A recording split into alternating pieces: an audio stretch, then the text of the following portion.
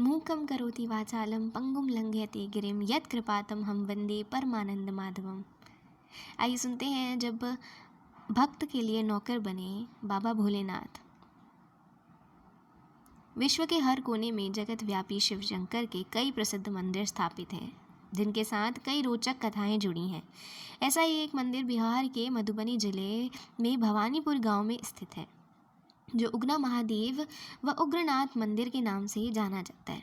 मान्यता है कि इस मंदिर में भगवान शिव ने स्वयं महाकवि विद्यापति के यहाँ नौकरी की थी।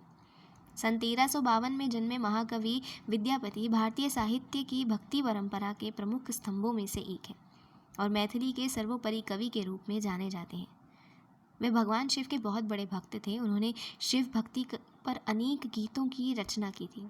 पौराणिक कथाओं के अनुसार भोलेनाथ विद्यापति की भक्ति व रचनाओं से बेहद प्रसन्न थे।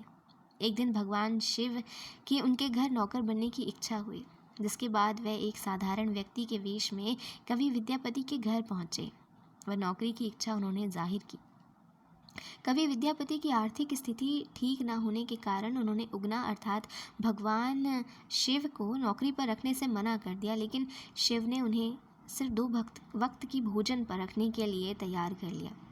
एक दिन विद्यापति राजा के दरबार में जा रहे थे। उगना भी उनके साथ चल दिया। तेज गर्मी और धूप के कारण विद्यापति का गला सूखने लगा। आसपास जल का कोई स्रोत नहीं था। विद्यापति ने उगना को जल का प्रबंध करने के लिए कहा। भगवान शिव ने थोड़ी दूर जाकर अपनी जटा खोली व एक लोटा जल ले आए।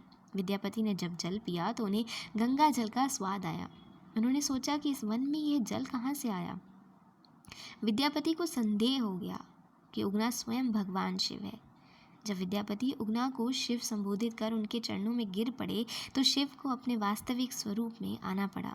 भगवान शिव ने कवि विद्यापति के साथ रहने की इच्छा जताई, लेकिन उन्होंने कहा कि मैं तुम्हारे साथ उगना बनकर ही रहूँगा। मेरा वास्तविक परिचय किसी को पता नहीं लगना चाहिए। विद्यापति ने भगवान शिव की शर्त मान ली। लेकिन एक दिन उगना द्वारा किसी गलती पर कवि की पत्नी उन्हें चूल्हे की जलती लकड़ी से पीटने लगी। उसी समय विद्यापति वहां आए और उनके मुंह से निकल गया, ये साक्षात भगवान शिव हैं, इन्हें तुम लकड़ी से मार रही हो। जैसे विद्यापति के मुख से ये बात निकली, शिव अंतर्धान हो गए।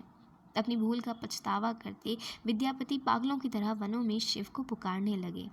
उनके प्रिय भक्त की ऐसी दशा देखकर भगवान उनके समक्ष प्रकट हो गए और उन्होंने उन्हें समझाया कि मैं अब तुम्हारे साथ नहीं रह सकता, परंतु उगना के रूप में जो तुम्हारे साथ रहे, उसका प्रतीक चिन्ह के रूप में अब मैं शिवलिंग के रूप में तुम्हारे पास विराजमान रहूँगा। उसके बाद उस स्थान पर शिवलिंग प्रकट हो गए। उगना महादेव का प्रसिद्ध मंदिर वर्तमान में मधुबनी जिला में भवानीपुर गांव में स्थित है।